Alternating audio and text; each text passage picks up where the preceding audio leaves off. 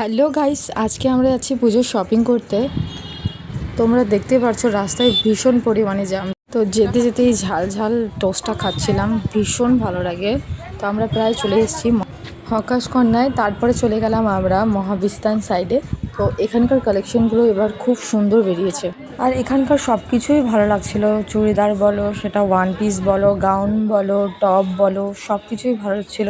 যেটাই দেখছি সেটাই নিতে ইচ্ছা করছে, মনে হচ্ছে কি সব নিয়ে নিই। তারপর আমার মনে পড়লো, अरे हम तो गरीब हैं।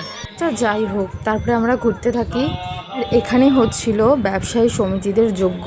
আসলে কি বলতো, এই ভিডিওটা না অনেক দিনের, মানে ভাদ্র মাসের শেষ সোমবারে শনি পূজার যজ্ঞ চলছে। তো এই ভিডিওটা আপলোড করতে একটু দেরি হয়ে গেল। দিন যে এই জায়গাটা এত সুন্দর করে ডেকোরেট করেছিল, মানে আমি কি বলবো, তোমরা নিজেরাই দেখে নাও। তারপরে আমরা চলে যাই ব্লাউজের দোকানে। আর আমরা ঘুরতে ঘুরতে ভীষণ পরিমাণে ক্লান্ত হয়ে পড়ায় তারপরে আমরা খেয়ে নিলাম চা। তারপরে আমরা টোটোতে উঠে পড়ি, আর টোটোতে উঠলে আমার মন ঝাঁকালো। লাল পাড়ি লাল পাড়ি লাল, এটা আবার পুরো বাবরে, এটা কবে খুললো রে? কফি 99। শনি পূজা হচ্ছে দেখ। আর ওই দিন রাস্তাঘাট ভীষণ জ্যাম ছিল। আর মানে সেবকগুলোটা এক একটা শনি পূজার প্যান্ডেল এত সুন্দর সুন্দর করে সাজিয়েছিল না, মানে দেখো তোমরা নিজেরাই দেখে নাও। এখানে কি সুন্দর করে সাজাইছে। আমি যখন দিদিকে বলি, আরে কি এখন ভালো লাগছে, হাস।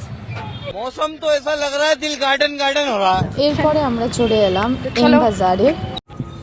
আর এই যে আমার মা। এবার আমরা এখানকার কালেকশন কিছু দেখতে এলাম। তারপর দেন এখানে ব্যাগ রাখলাম।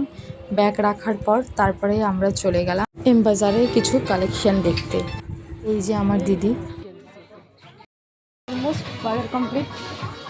শুধু ক্যামেরাতে বুঝে যায় না, কিন্তু সামনে সামনে খুব সুন্দর লাগছে। শপিং করা শেষ।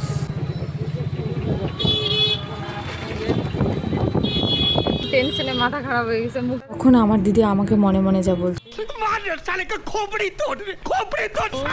শপিং করতে করতে অনেক রাত হয়ে গেছিলো। তারপরে দেখো বৃষ্টি পড়ছে, ওদেরটা কিন্তু ভালোই লাগছিল বলো। তো চলো গাইস, আজকের জন্য এতটুকুই। দেখা হবে আরও নতুন ব্লগে। টাটা।